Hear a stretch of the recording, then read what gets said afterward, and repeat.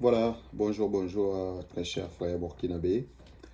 Voilà, j'ai pris faire une analyse de la venue du président Macron en Côte d'Ivoire et puis d'un fameux discours qui ne plaît pas beaucoup à la majorité, en tout cas des Africains, de voir des autorités se mettre vraiment la honte et montrer que nous sommes toujours des peuples qui,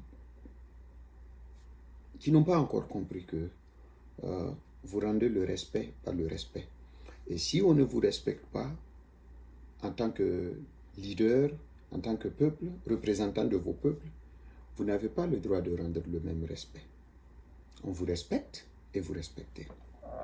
Œuvre architecturale conçue par l'architecte français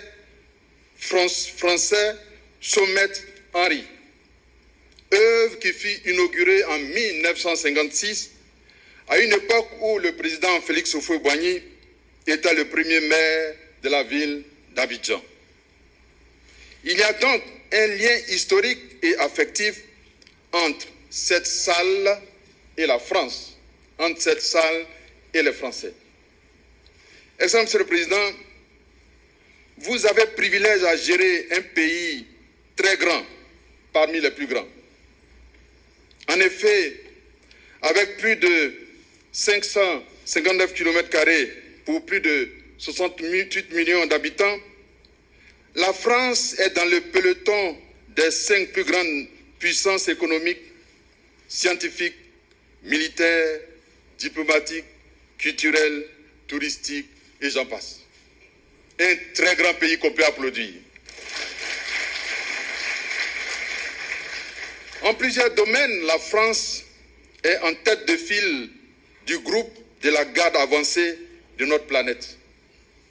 Votre pays, Excellence, Monsieur le Président, sert de locomotive dans le Conseil des Nations, eu égard à la qualité de ses hommes et de ses femmes, à ses capacités scientifiques et technologiques, à sa culture, à son niveau de conscience des réalités du monde, à la synthèse réussie depuis le siècle des Lumières, des générations où seul le potentiel d'idées et d'action au profit des hommes et des femmes de toutes générations compte.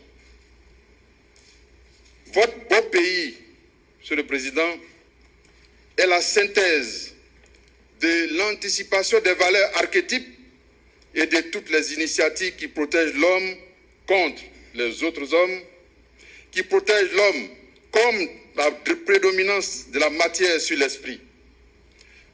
Quand on lit bien l'histoire de la France, c'est le pays où Dieu a manifesté plusieurs fois et de façon éclatante sa présence à travers l'histoire de cette grande nation et celle des hommes et des femmes qui la composent. Souvent de fois dans l'histoire...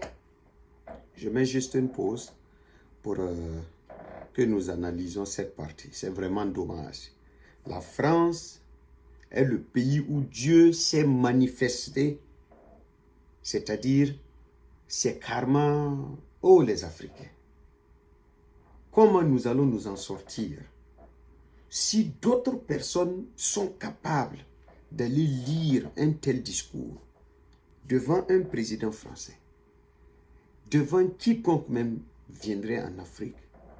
Nous ne devons pas nous montrer aussi, je ne sais pas, comment on va pouvoir expliquer un tel discours à nos enfants si pendant que d'autres luttent pour s'en sortir, pour donner cette lueur d'espoir à leur pays, d'autres sont en train d'acclamer, d'autres sont en train de vénérer, d'autres sont en train même, les mots me manquent, montrer qu'ils sont esclaves.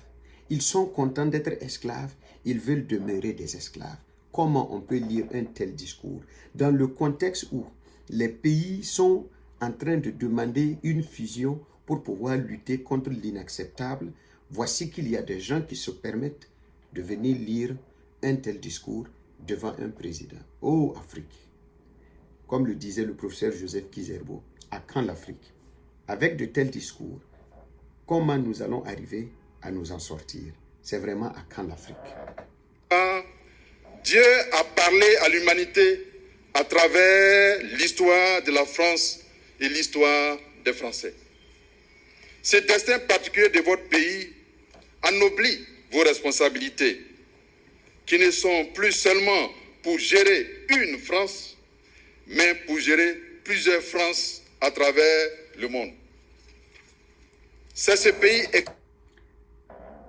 C'est-à-dire que lorsque vous analysez cette partie du discours, vous allez comprendre que c'est l'Africain même qui part donner son pays pour qu'on puisse l'exploiter. Donc, le président ne doit pas gérer un seul pays, la France, mais il est appelé à gérer plusieurs pays. Et ces pays-là c'est l'Afrique, c'est les pays africains. Comment nous allons nous en sortir avec de tels discours?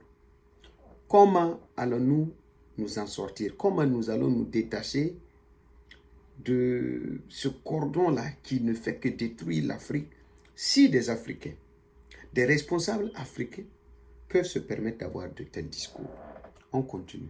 Extraordinaire et ancré dans une culture humaniste que vous avez l'honneur de diriger avec une détermination qui évoque une fine proximité entretenue depuis des lustres avec la réalité du quotidien de vos compatriotes.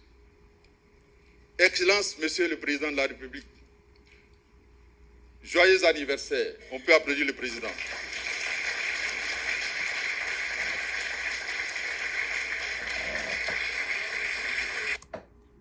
Je prends une pause encore pour expliquer à mes chers Africains et frères comment j'aimerais voir un chef d'État africain se retrouver en France ou partout dans le monde et des autorités de ce pays vont l'acclamer pour le chanter « Joyeux anniversaire ».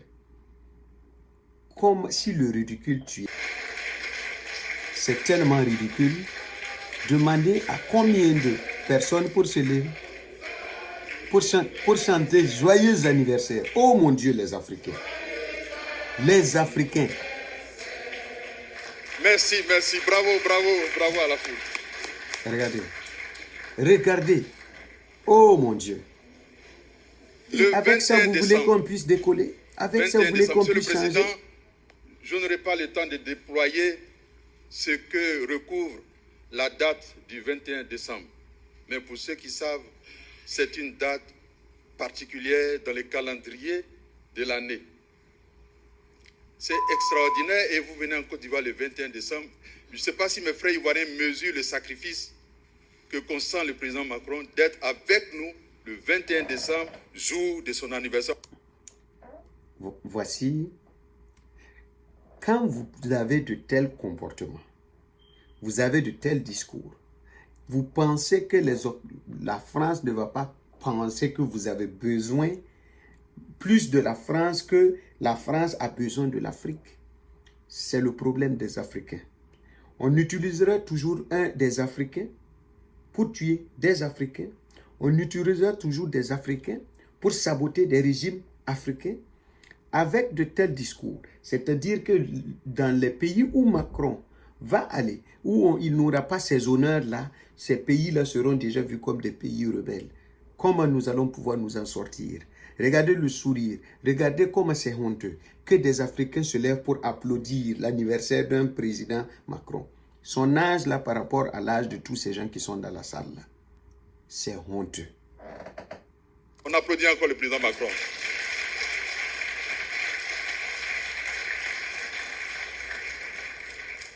Excellent, Monsieur le Président. Ils sont en train de se moquer même de nous. Regardez son visage. À la prestigieuse École nationale d'administration, l'un des creusets de la formation de l'élite française, votre parcours professionnel vous ouvre les portes de la France dans la profondeur de ses réalités chiffrées.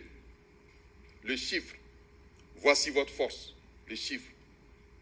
Symbole de la vie quotidienne, de la France passée, de la France d'aujourd'hui et de la France de demain, le chiffre. À votre accession à la magistrature suprême de votre pays, vous avez arpenté monts et vaux Nous le suivons de très près, Monsieur le Président.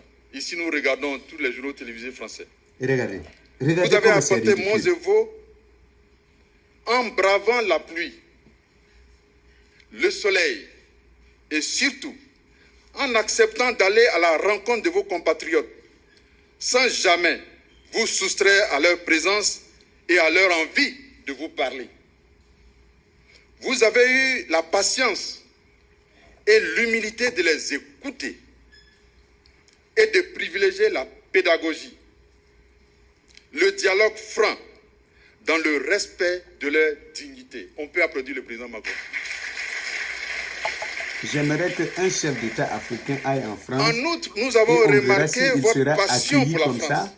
Il Vous aura êtes des passionné de la applaudissements France, Monsieur pareils. le Président, que vous voulez encore plus grande. Et vous avez une passion pour les Français, dont vous cherchez avec obstination la stabilité sociale. Nous avons encore remarqué. J'ai l'impression qu'avec un tel discours, l'avenir de l'Afrique est sombre. Parce que je n'ai jamais entendu, de mon vivant en tout cas, qu'un Africain est parti en Europe et il a eu tous ces honneurs-là. Que des autorités chantent son anniversaire. Qu'on dise que c'est 1 euro. Qu'on dise que les Africains suivent la télévision française. Tout ça, ça rime avec quoi? C'est pour dire que les Africains,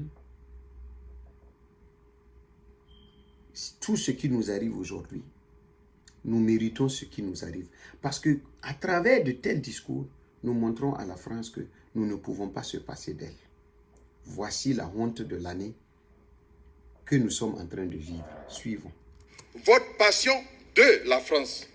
Après la passion pour la France, vous avez la passion de la France et des Français qui sont objets permanents de vos méditations. Nous avons enfin remarqué votre passion pour le mieux-être des Français dans un environnement mondial de plus en plus concurrentiel, où les amitiés sont certes affectives, quelques rares fois, mais surtout d'intérêt commun bien compris.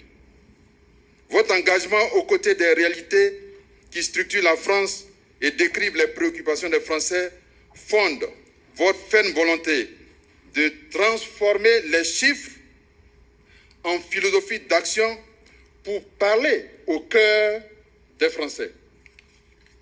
Pour nous, vous êtes le porte-étendard d'une génération d'hommes et de femmes de science et de conscience, ayant une vision mesurée et sereine à la hauteur des exigences de développement et de bien-être. C'est pourquoi le chef de l'État, les plus hautes autorités ivoiriennes, les chefs traditionnels que voici, les chefs religieux, beaucoup sont encore sur l'esplanade, le conseil du district autonome d'Abidjan m'ont demandé de venir respectueusement auprès de vous pour accomplir, Monsieur le Président, 4 devoirs. Donc ce matin, j'ai 4 devoirs à accomplir envers vous. Le premier devoir, c'est de vous prier d'accepter d'être citoyen d'honneur du district autonome d'Abidjan et de vous décerner à cet effet le diplôme relatif et vous remettre les clés de la ville